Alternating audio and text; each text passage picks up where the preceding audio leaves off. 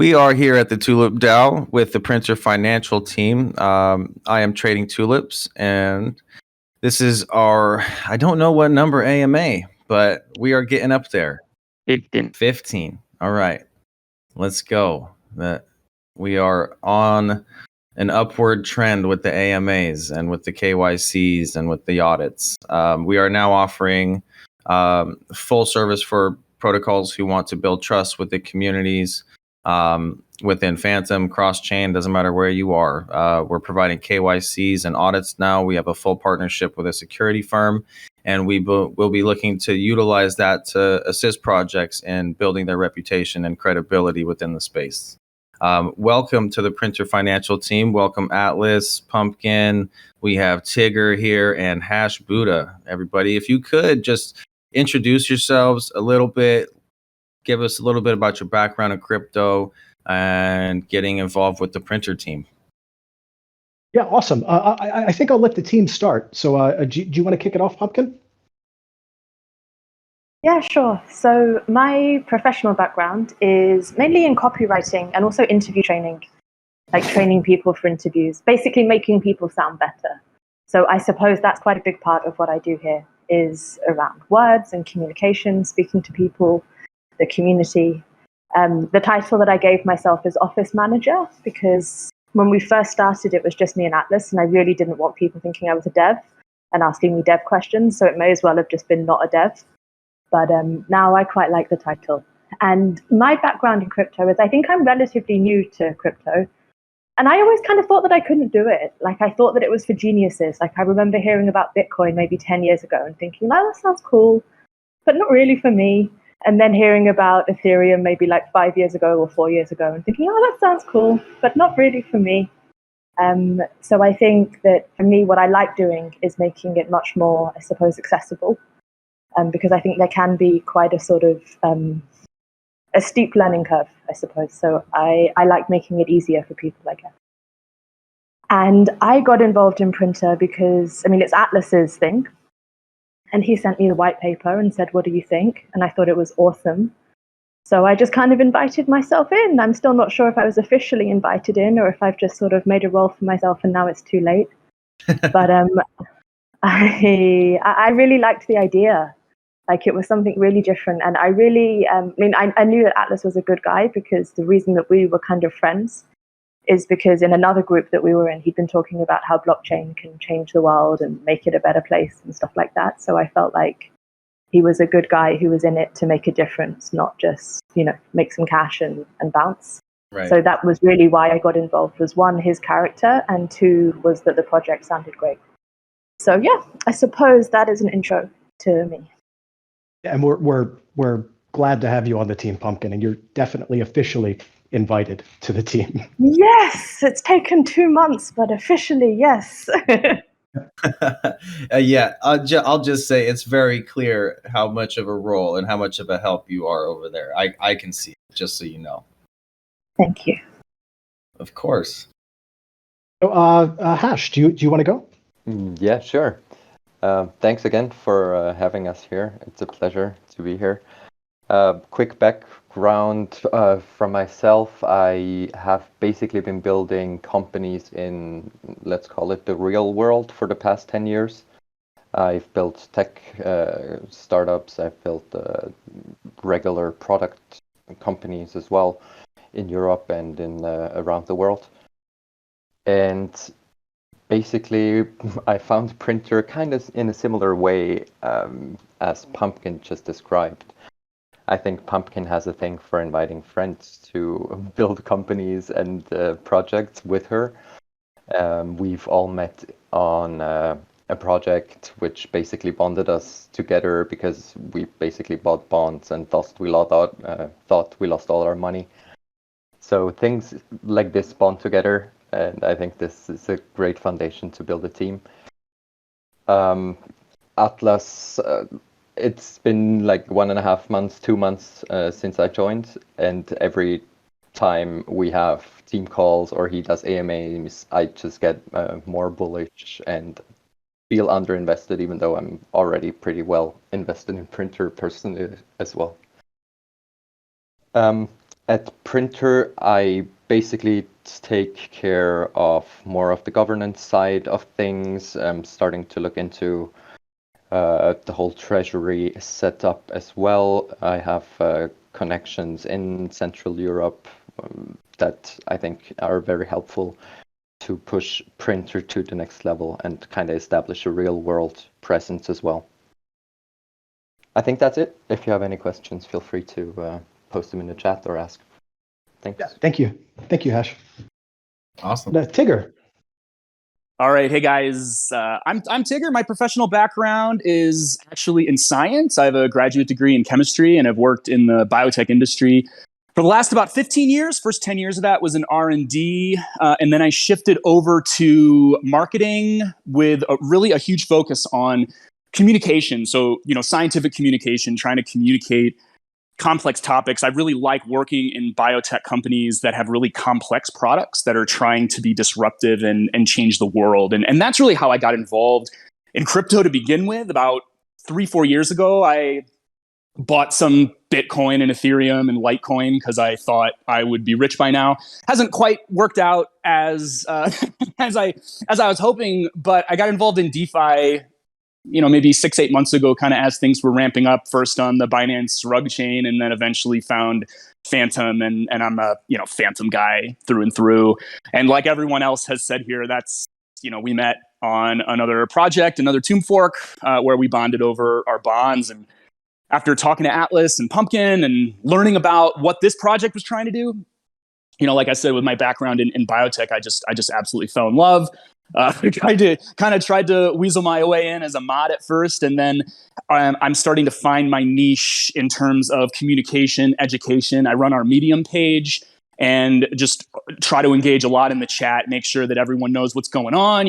How do these APRs come up? Where's all the money coming from?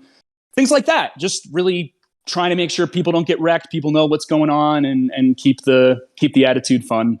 Right. So I welcome you guys to come over there. It's really a really fun environment that we've built. Yeah, everything that I've seen, thank you, by the way, for the intros, you guys. Everything I've seen from your guys' community and such has been very good, very positive. You guys have an enthusiastic community, and it's cool to see. Also, I just wanted to comment that I think education and the writing materials or the reading materials behind the projects and educational stuff is just as important as the project itself. So Tigger, you having that background, I feel, is very valuable for your team, and being able to translate the technicals to people in a way that they can understand and a way that they can utilize them to profit is absolutely key for protocols. It's something that is totally undervalued, totally overlooked by most communities or dev teams. They don't realize what it actually takes to succeed. We talk about this stuff a lot, and I think it's cool to see that you guys have a well-rounded team. I think you're doing that part very, very right. So good job. Can I just add something? Sorry, I realized that the project we met on was Scarab, and I know that you guys are all quite involved. So rather than us being secretive about what project it was in the Scarab chat that we all make friends. So yeah. I think quite a lot of our community here actually came over from Scarab. So we're not like officially partnered, but I think we like them. I recall, yeah. We we don't have an official partnership, but I've been advising Scarab since they launched, and I still talk with Pharaoh once a week, sometimes more, on a voice chat, and we discuss their plans and their strategies, and we bounce ideas around. We have yet to have a solid handshake or do anything officially, but that's going to be happening as soon as we are able to provide something in return. So that's very cool. Yeah, and I believe that I remember the idea for Printer Financial spawning out of there somewhere. You guys connected kind of in that Discord or something, or Atlas. I remember seeing Atlas there was one of the first things before Printer, and then I got a DM about the project, and we discussed it briefly, and I think we chatted about treasury management and stuff like that, and then you just got so busy. Yeah, we're doing a lot. So no doubt. Yeah. I see. Okay, well, let me dig into the protocol a little bit. You don't want to hear Atlas's background? Tell us about you as well. Oh, wait, yeah, I'm sorry to interrupt. My gosh, I felt like he was first and we completely missed him. We need No, I definitely wanted to start with the team first. I mean, just me alone does not make a project. Of course. So, I mean, you're meeting the best already. So, Yes, sir. yeah. So my background is mainly in technology. So I started off decades ago as a code monkey. It's always been a part. So I've done the, corporate world, enterprise world, started consulting for different startups. Went into more of a management role, went back to the corporate world for a little bit, kind of distanced myself from that about a year and a half ago. Kind of about the COVID time, it was a good realization that I don't want to sit in an office talking to guys in suits all day. Crypto-wise, I've been around crypto forever. I think I have receipts of buying Bitcoin, I think it's $65. So I can't tell you what year that was, but I remember. I remember I was even thinking at the time, man, is that even worth it? 65? Yeah, I'm going to get some. There might be something to this.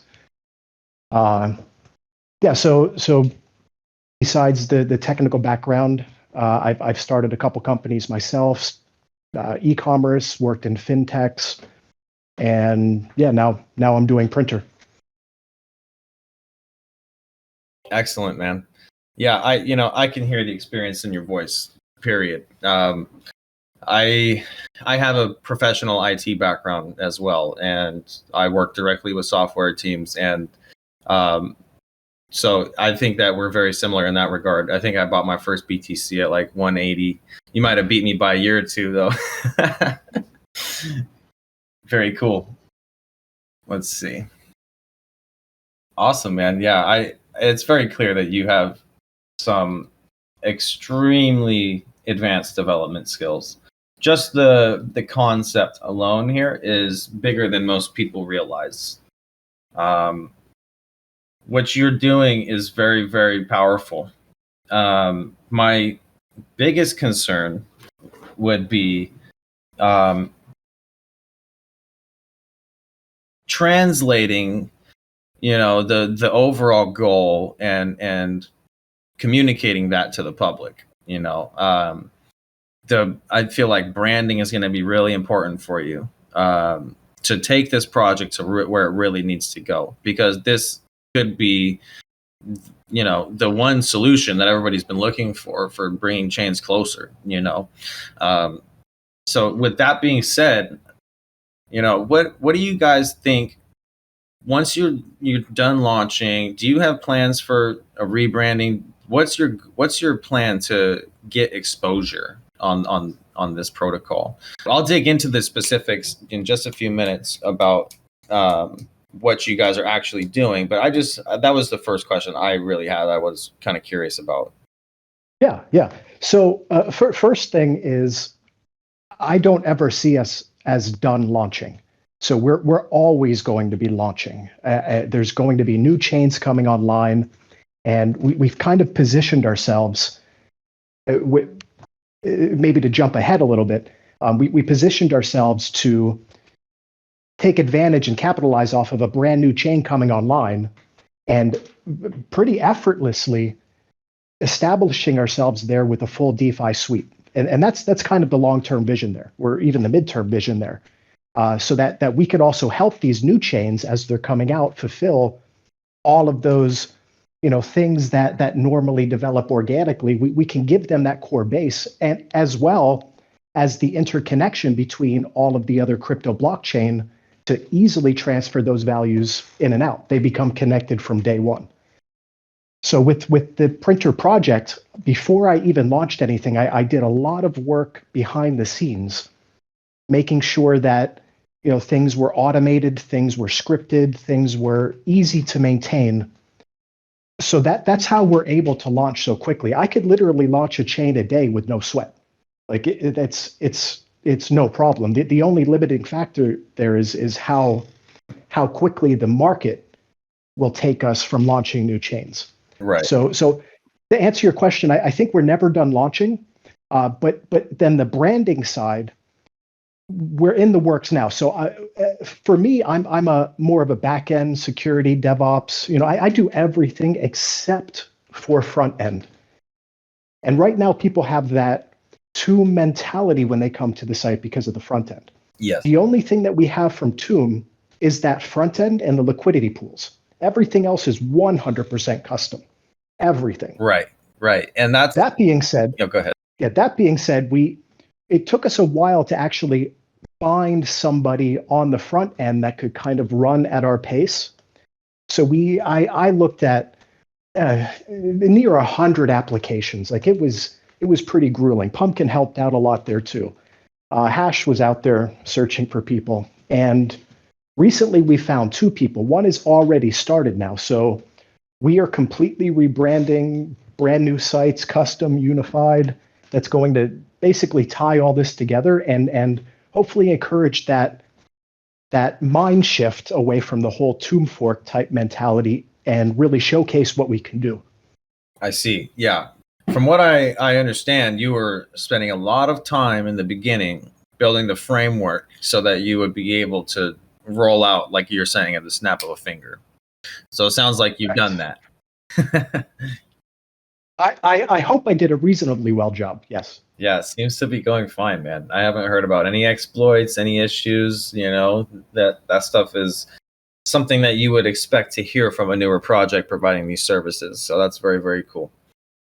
So let's talk about your overall goal and what your real plan is. Like when you, obviously this is a huge service bridging, right? But if you could explain, I've gone through the docs and stuff, so I understand for the most part. But if you could, in your own words, break down, the use case for the protocol and the way people could potentially profit from it, right?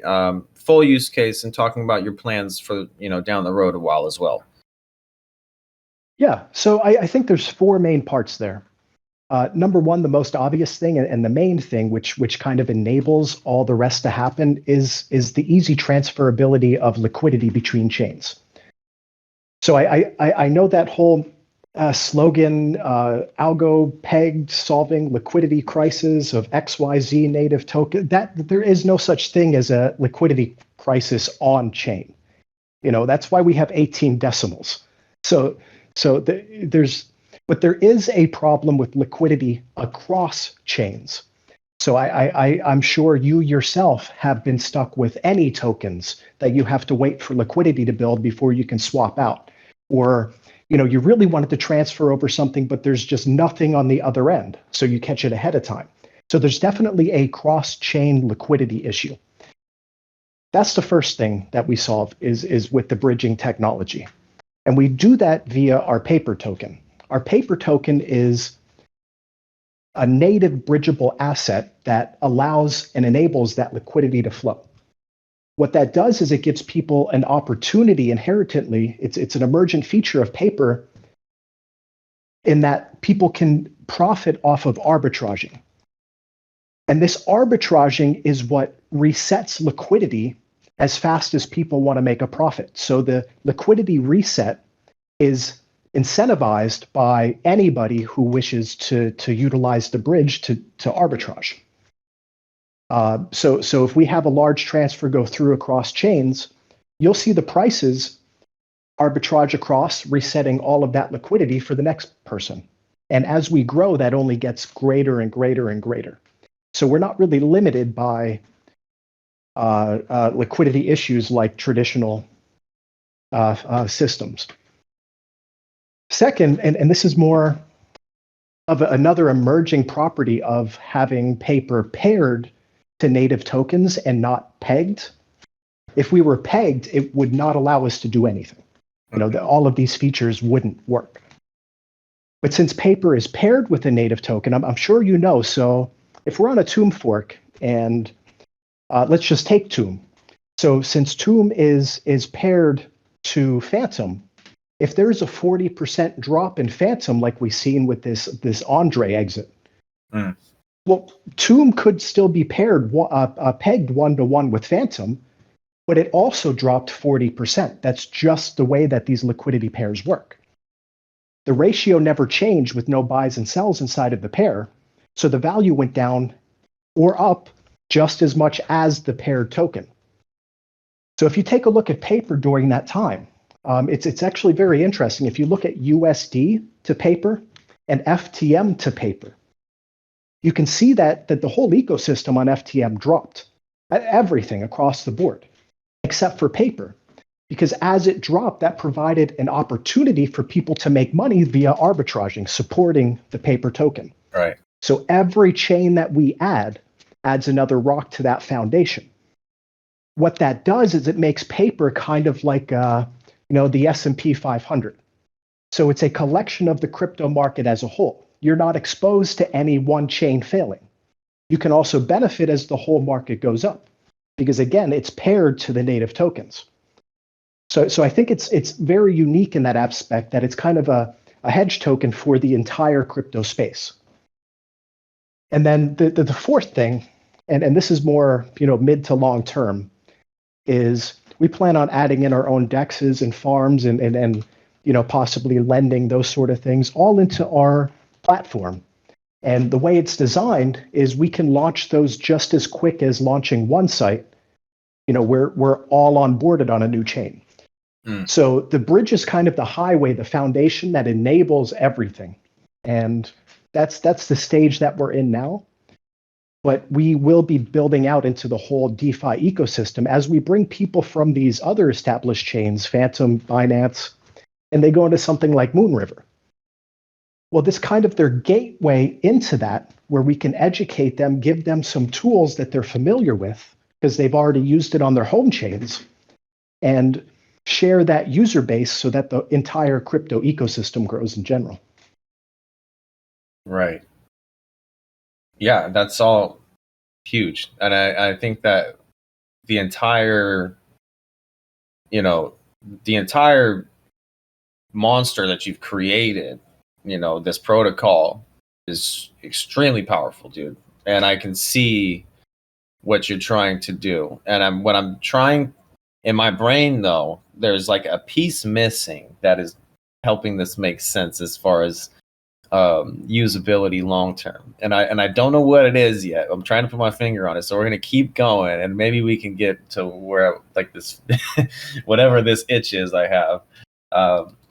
But very cool. And you're talking about essentially, from my vision, what I can see is, a easy path between chains, not really risking losing much money. You have an opportunity to arb between chains, so should you see fit, but not only that, when you bridge and you land on the other chain, you get your new tokens on the new chain.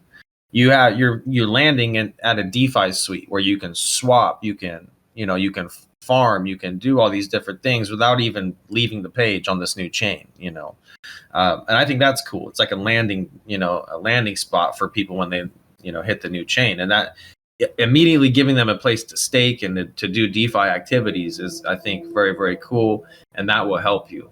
I think that the big concern for me at this point is tokenomics.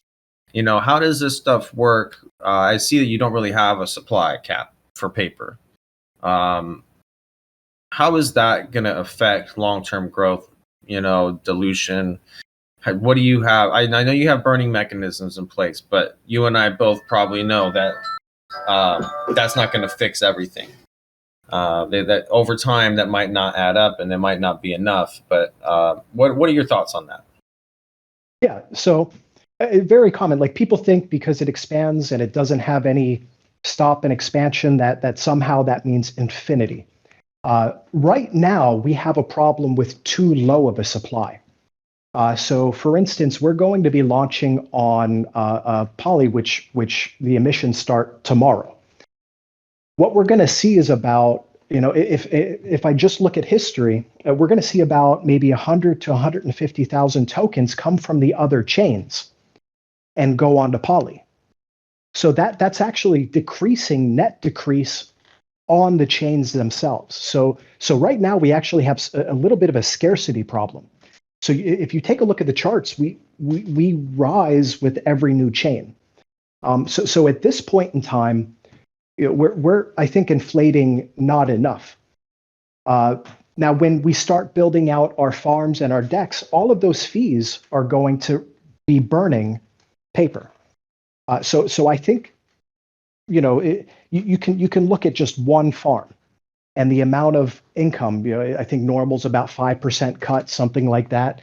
But now you extrapolate that over every chain, and you have this following of people that are comfortable with the protocol. I believe that we will be burning paper way faster than it's inflating. And if you take a look at our inflation schedule, I think at the max tier 25 million, it's something like 12,000 in Epic that we're inflating. Like it's nothing compared to the scheme of things. So I think if you take that long view, the problem is not inflating too much, but the problem is, or maybe the benefit for holders is we're going to see a net deflation. Okay. I looking at a glance, it's hard to say, I highly recommend taking your time on a proper tokenomics page explaining the burning and inflation and deflationary mechanisms. That will help. I think Tigger was writing something about that. Is there anything you want to add, Tigger? Because you're the resident math guy. I will add that I completely agree with that. I think at this point, we've probably reached a stage where we can do that. But I hope you guys do understand, prior to getting to this point where we've seen a lot of real world activity, we've gathered real world data on what actually happens when we expand to other chains. I think we've all collectively learned a lot. We've seen the arbitrage, we've seen the Instabond effect that Atlas mentioned in action, but we've also learned a lot about that kind of the supply crunch that we're seeing. We've also, we've also seen, we also now have some data on the ink tax, which I'm sure Atlas can touch on later, and what we're able to gather from that in our treasury. And so I think we're just now getting to that point where we can model what the treasury is going to look like and what we will realistically be able to burn. So I'm absolutely looking into this to try to get something out there, because I completely agree with you. This is something that a lot of investors are going to want to see. I've just been hesitant to put something out there that's going to end up needing to be revamped, changed very quickly. And I think now, though, we're at a point where I think we can confidently put something out there and answer those tough questions that you've got. Right. In my experience, even just a somewhat accurate just explanation or estimation would be very helpful, because I just I am a tokenomics guy, and if I was trading this off of tokenomics, I wouldn't be able to make a call based off the docs. So that's just my just a little bit of advice on that. I understand wanting it to be accurate, but I would put something out there on that, because that's excellent feedback. I'm a tokenomics guy too, so I'm completely with you, and I'm going to take this as an action item to really prioritize this. Love to hear it, man. One thing I would like to add is the bridge metrics themselves. So I think it was maybe an hour ago, we just surpassed 1 million paper bridged, which I think is twice as much as our total supply, I think, in 3 weeks. Wow. So our velocity of money is off the charts, and we're not even getting started yet. Yeah, I think that is very impressive, dude. With this stage that you're in right now, that's huge. And even, so that's $500,000 of value transferred over. Yeah, exactly. And I think that this is huge for you guys. But I don't even think you should be focusing on campaigning it and advertising. From what I see, take your time. Let this continue into organic. This is just a little bit of advice, man. I think you guys should just focus on reeling it in and try to get the branding perfect. You get this branding perfect, like looking like any chain or something, you guys are going to fucking do insane. That's all I have to say about this. I understand your development skills. I understand the skills that your team has now. And I believe with a proper rebrand and you guys marketing this properly, the sky is the fucking limit, you guys. And there's a lot of new, like this cross-chain, the cross-chain thing is big right now. There's a whole narrative shift happening. I don't know if you've heard of Layer Zero and this new meta that's popping up, have you? Yeah. So a lot of this actually started popping up after I floated my white paper. So I'd like to think that we kind of got a jump start on this whole narrative, right? Which really positioned us well, because we were able to do all that hard work up front, and we did not even want to showcase it until we had the utility that people could actually feel, taste, and touch. So, and you can do that now. I should mention, if any of your current listeners would like to try out the bridge, we have an AMA paper channel on our Discord, and the mods there will be more than happy to give you some free paper to test out the bridge for yourself. Awesome. Can I just add, if I put it in the general, I can send you a link to, is that a good place to put the link so that people don't have to faff around finding it? In the AMA chat, please. There's a channel just above the stage here. Awesome. I will do that. And I should also say, because Atlas, I feel like you left this part out, but the bridge is free. You just pay gas. Yeah. So that's another thing with the bridge, is that it's free and it's really fast. You actually had to kind of slow it down. Have you guys, on that same note, have you guys considered 0.5% fee or something to help fuel the protocol? Because I wouldn't mind it. I would like to see it. Well, see, one thing that we're planning on doing in the future is charging the gas for both ends. Right now, the protocol's eating the gas from the receiving end. And it hasn't really been touching us very much at all. But we also don't want to disincentivize people with smaller amounts. So if they're only trying to send $5, $10, you try to go to any bridge now, you got to pay more than you're bridging, right, in those small amounts. Well, so we don't want to be only for people with larger money. We want to specifically focus on the smaller people and kind of open up this door to crypto and this cross-chain thing to everybody. And the second part of that, I'm kind of hesitant to put a fee on the bridge, because that bridge I see as the highway, as the infrastructure to enable everything we're going to build on top of it. And you don't pay for your highway infrastructure, but I mean, sometimes there's toll roads, and how do you feel about those? It kind of limits the traffic going through. But if you have this efficient, quick, cheap highway, that enables the entire ecosystem built around it. Yeah.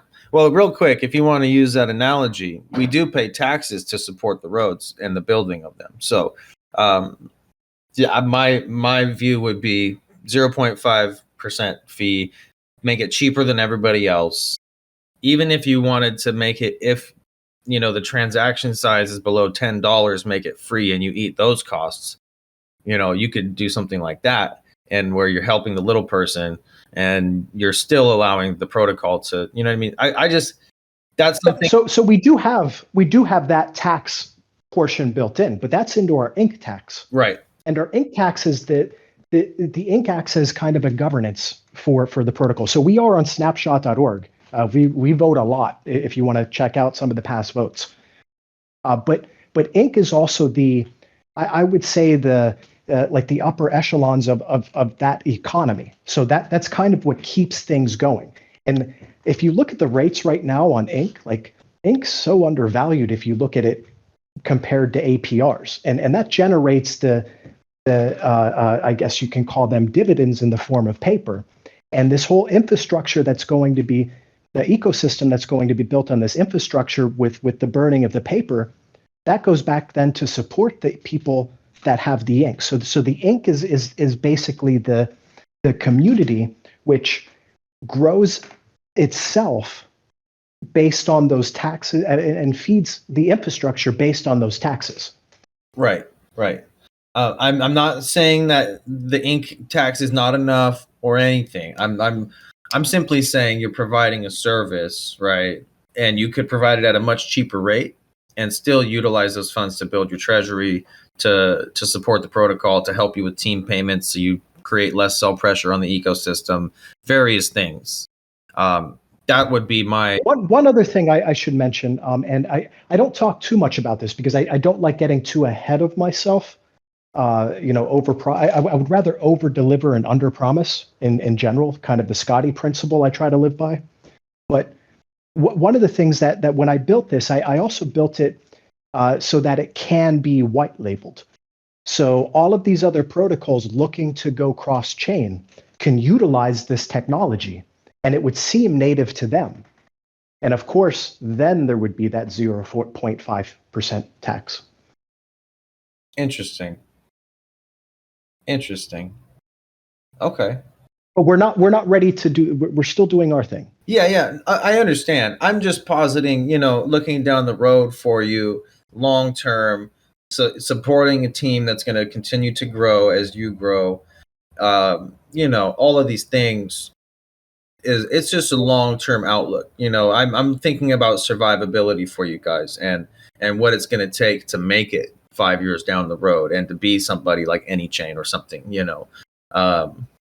That's just the way my brain goes. If I ever say anything, it's just a little bit of criticism based off my experience to hopefully give you some ideas. That's all it is. It's never meant to offend. No, very welcome. No, very welcome. Definitely. Of course. Yeah. I'm loving this, you guys. So, okay, if you could, there is taxes on the ink token. You guys have spoken about an investment fund.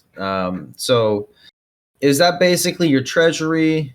The investment fund is used to assist with the buybacks and stuff. Could you just kind of review that piece and what your plan is?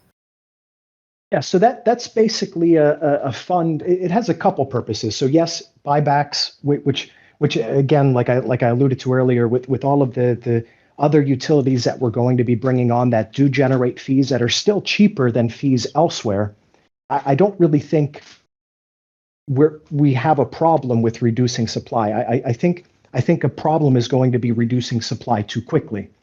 But the Treasury Fund is there to, yes, support the protocol in that way, but it's also there to even help the ecosystems that we're on. So we have this Treasury on every chain. So we would like to also be a part of the communities on the other chains via this investment fund.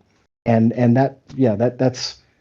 that's currently not being touched, as we are doing the legal structure around that and trying to onboard one or more fund managers to manage that. So it's not something that that I would want to take over because I'm a developer. I'm not a money manager. So whoever that person is or persons, they would be responsible for coming up with the investment plans on the chains or multiple chains if they're responsible for multiple chains, presenting them to the community, and all of the ink holders then vote on that. And they can also vote in or out that manager if they don't think they're doing a good job. But that manager is then basically the person who gives their expertise to the community, educates the community, but is ultimately the executor of that treasury fund based on the community wishes. Very cool. And that's very important for long term. It's very important that you get people who understand markets to manage a treasury. I know we discussed it briefly before. Talking about the capacity you're talking about now, I don't think I would have the time. I would definitely be able to assist and maybe advise or something, and maybe give some ideas here or there. And I'm fully open to that in the future if you'd like to talk about that. But I like that you already have a plan for this. What about the profits? Can you go over what you would be doing with them and how you could use them to strengthen the protocol? Yeah, so all of the profits, we envision that all of the swap fees would be going to buy and burn paper, for instance. All of the farming fees would be going to buy and burn paper. Where that may change is if we're burning paper too quickly, because we still want to provide stability in the paper token. We don't want high fluctuations, and that's where the arbitrage also comes in. So you can think of paper as a medium of exchange between chains, and if you take that out to the real world, the reason we were on a gold standard is because you don't have you don't have predictability using, say, the peso and the dollar and the euro and all of these different currencies on the world stage because of price fluctuations within that currency itself. So those profits will be going to support that stability. Although I think, as we grow, that it may be pushing over a lot of those funds just into the treasury to let that grow, and thereby then being able to support smaller projects in whatever ecosystem we're on. Right. Yeah. I think that's great. Yeah. Treasury management, that's going to be important for you guys. And I think that you have the right idea overall. Utilizing those to strengthen the protocol is going to help you with long-term success, all those profits and all that revenue.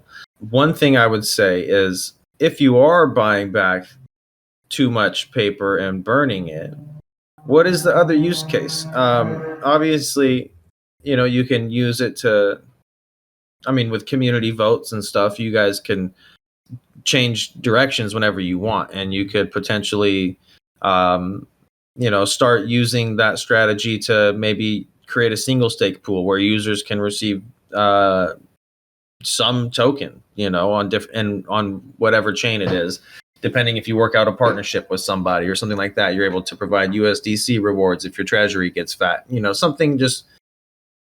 Something else to help solidify the protocol, to bring users in, stuff like that. And I think that when the time comes, you guys are going to make the right decisions, and it's very I think of that as all just icing on the cake. So exactly, we're basically right now collecting opportunities. So I think we have something solid as a core right now. But then at the same token, so my mantra has been, and I think the guys will shoot me if I say this again, the main thing is to keep the main thing the main thing. And that's our bridging technology. That's our building this highway, this infrastructure, because everything we do after that depends on that core. That opens up so many opportunities that I think even to start putting anything in stone at this point would be doing a disservice to the project, because these opportunities will evolve quicker than we can nail them down now. And we have that core that already, doing nothing else, I believe that core sustains the project and makes it an actual real utility in the space. Yeah, I would agree. And I think that you are correct. My brain, I look down the road, and what I try to pull out of people is, and make sure, is that they have a plan for the long term. And that's all I'm doing is just, picking your brain and trying to get your ideas on what you might be doing down the road. Let's say all of this is successful and everything goes perfectly, and you guys start growing exponentially. That's kind of where my brain goes. What's the next step? That's my reasoning behind asking those questions. So thank you. Let's pull back really quick and just kind of review the remaining functionality for the protocol that I haven't gone over. You guys have a bridging system that is very unique. If you guys missed, the way that their bridging works is they burn the token on one chain, and then you get freshly minted tokens on the new chain. So it burns the supply, and the supply does not expand when they're going cross-chain. The supply, I believe, is the same. Correct me if I'm wrong. How does your cross-chain supply work? Is it mirrored the same to be on each chain, or is each chain running with different supplies? Well, each chain will have a different supply because of the fluid-like nature of paper. It's free to roam wherever. So like we're doing the Poly launch, emissions start tomorrow.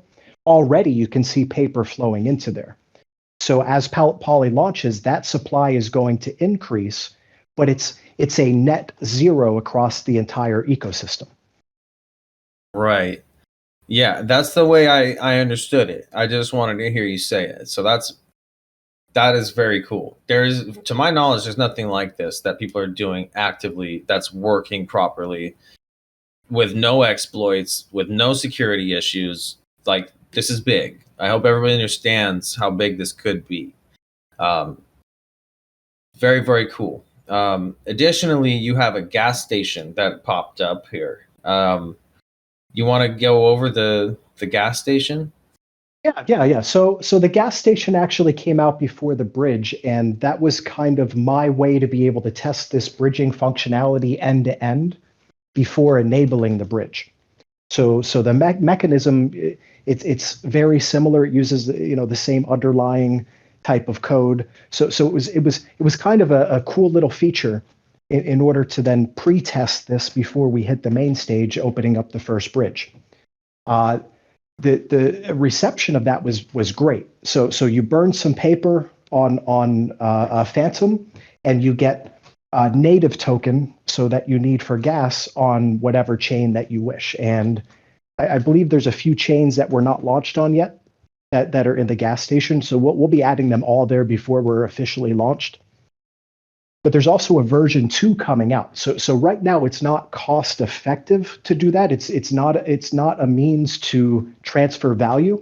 It's a convenience thing. So it's like buying milk and eggs and bread at a gas station. It's easier on your way home, but you're not going to get it for the best price.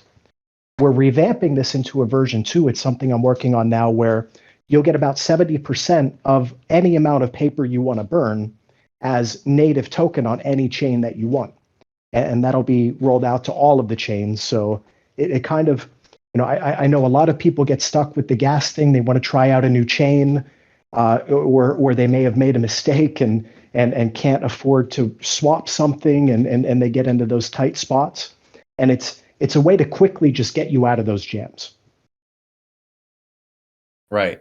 That's it's a extremely useful service. So useful.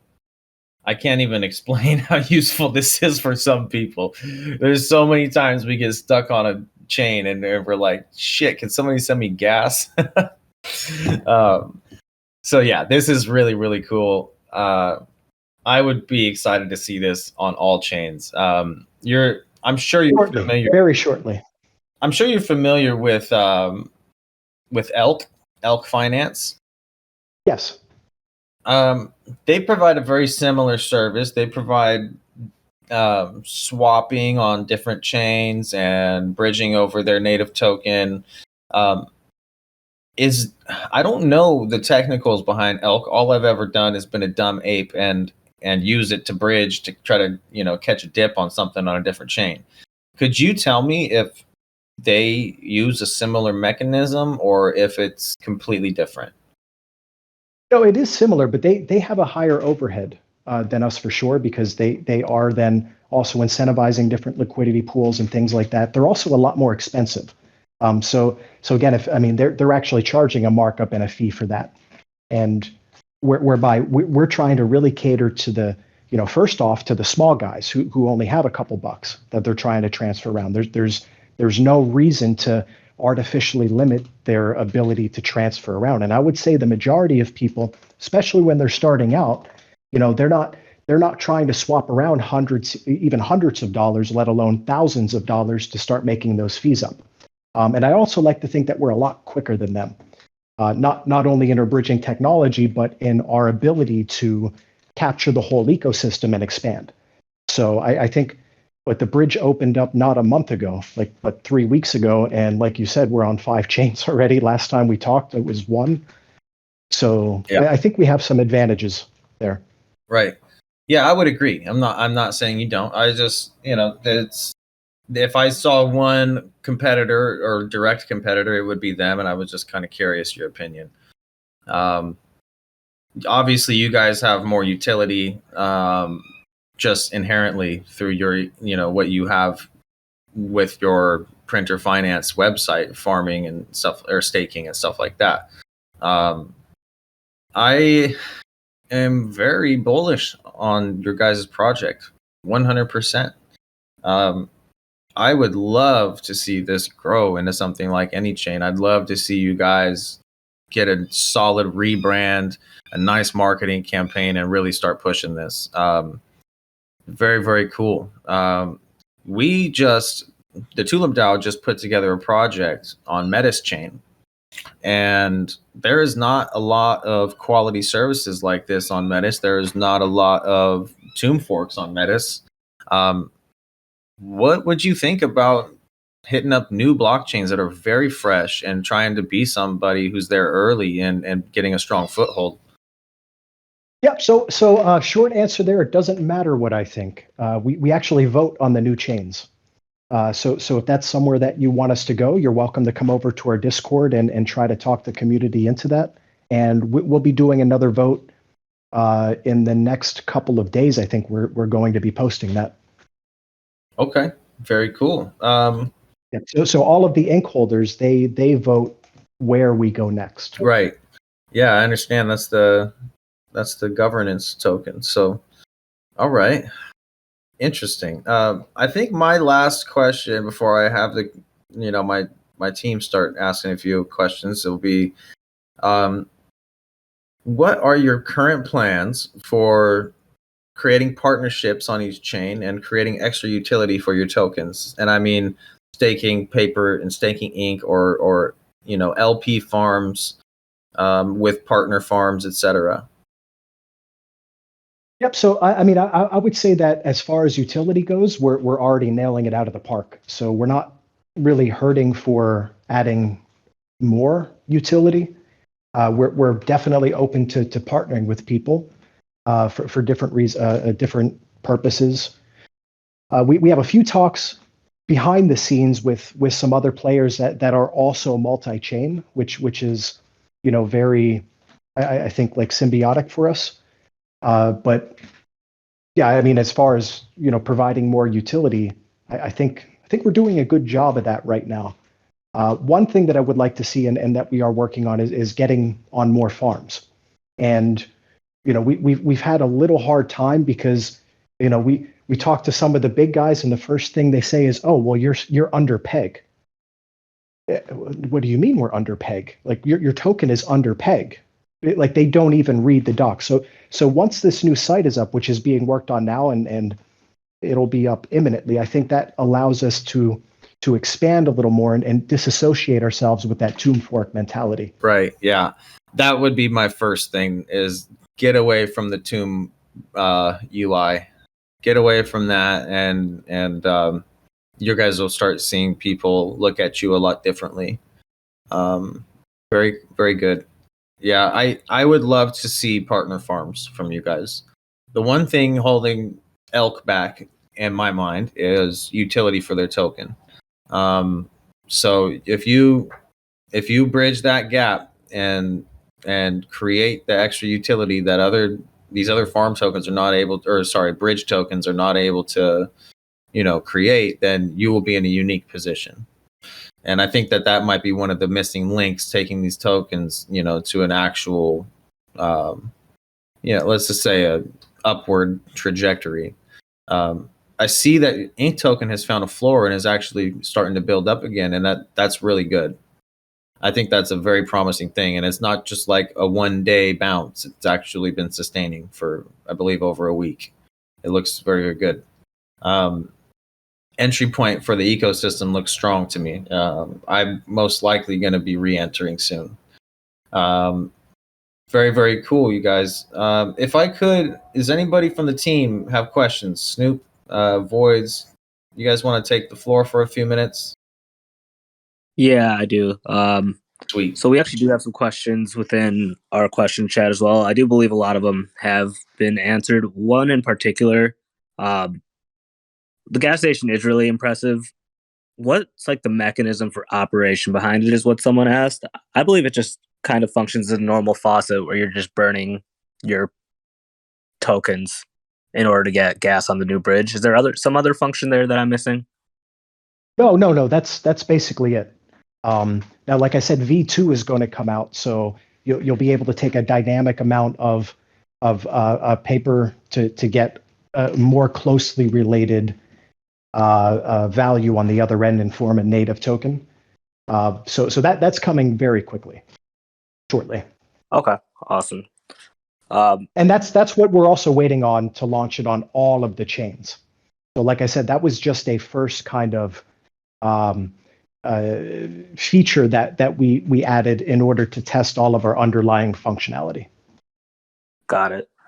In the event that you guys run into, like, I know right now you said you have a bit of a paper supply crunch, but obviously it's ever expansionary. If you run into like a heavier, I don't know, supply crunch that kind of keeps the protocol from fully functioning, do you think you're going to run like expansionary epochs where more paper is printed?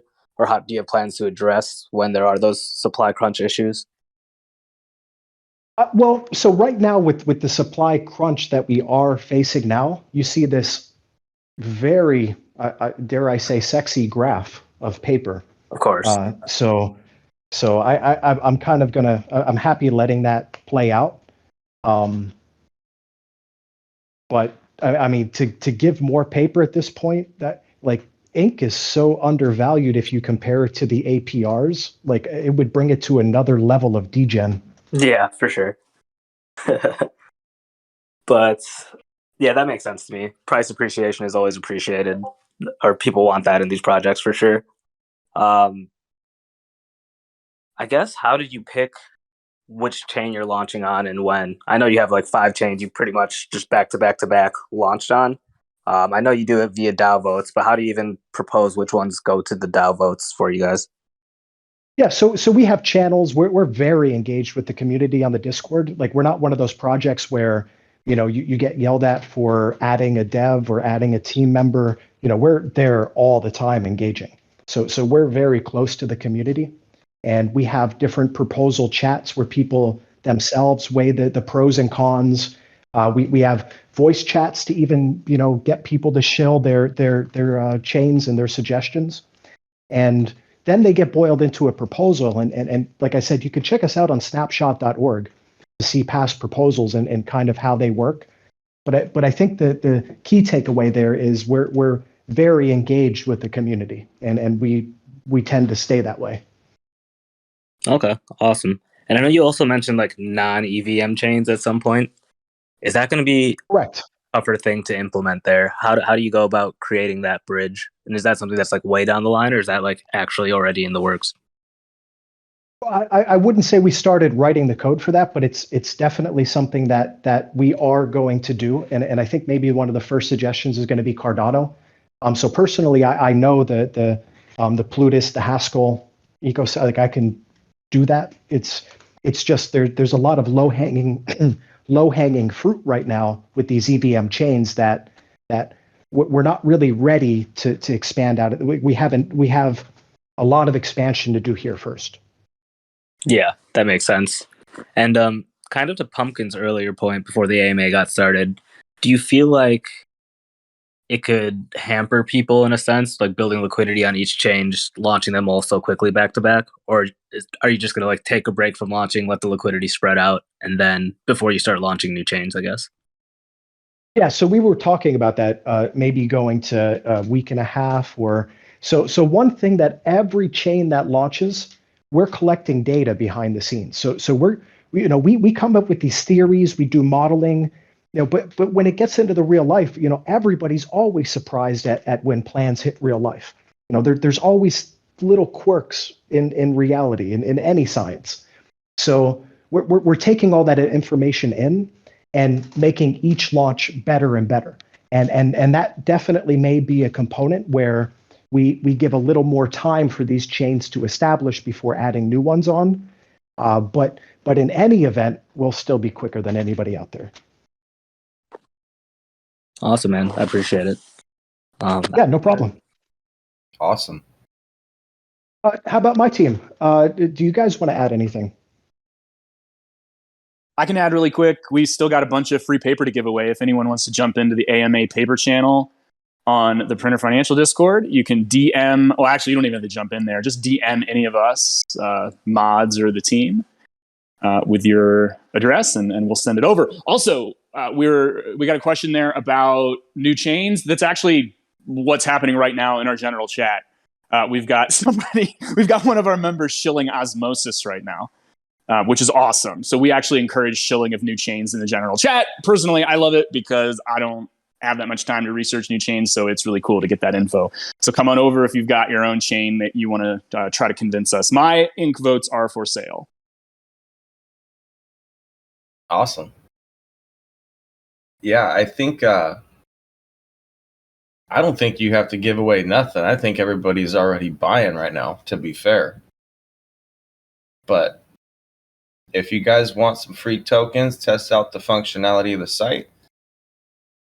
Can you guys post all your socials in the AMA chat and we'll pin it, please? Yeah, sure. And can I also add something? Is that tomorrow we're going live on Polygon, and we're doing with launching each one different in mind, like to improve it. We've gotten rid of the Genesis pools, so tomorrow the LPs will go live giving out ink at 4 p.m. UTC. But I think unless it doesn't go well, there'll be no other ways to get free paper as of the last launch. So I just wanted to add that.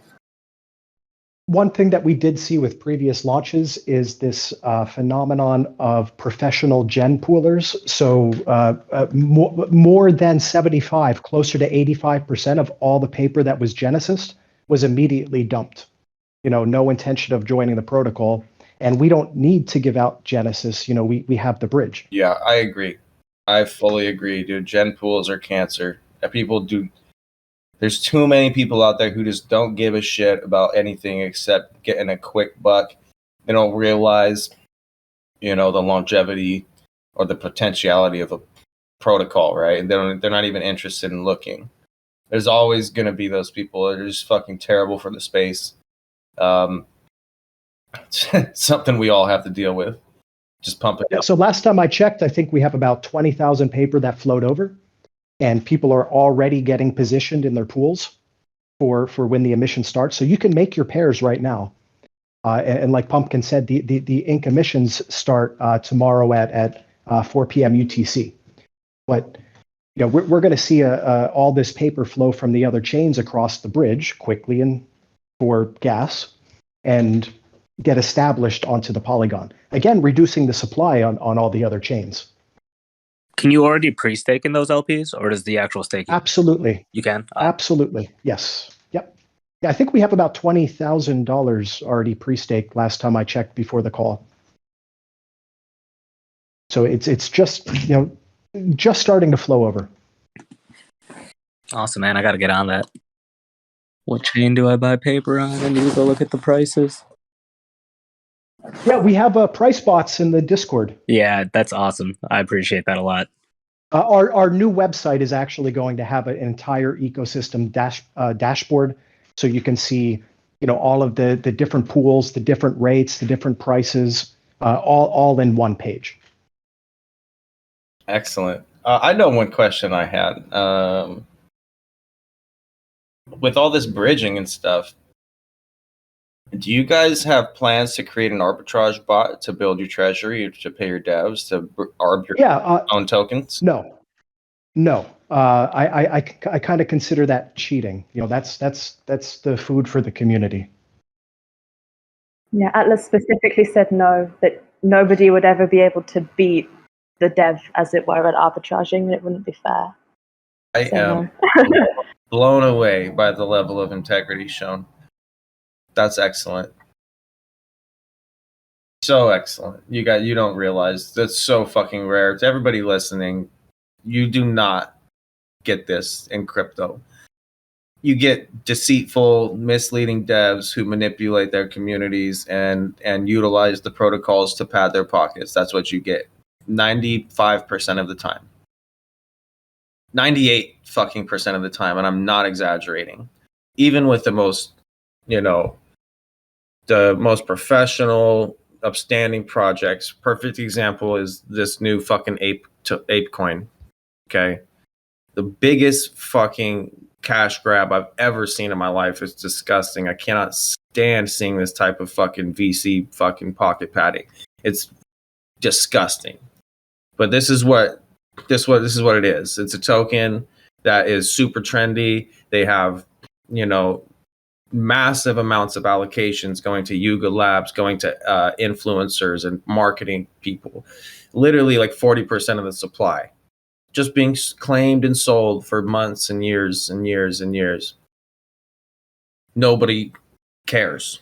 They don't read the docs. They don't know anything about fucking tokenomics. They don't realize they're going to buy something at the top and it's going to go to zero and they're all going to lose money. Now, this is rare. I just, is something that in this space you want to follow. Promise you that. Anyway, I'm very bullish on. Thank you. Yeah, of course, man. Very bullish on Printer Financial.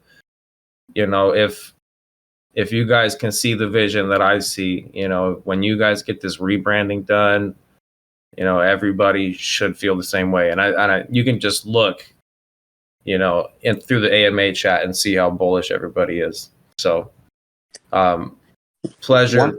So, What's that? one thing I just saw that I like you guys working on, I see you're going to have like an automated push the epoch function soon instead of having to have people manually push that on all the chains.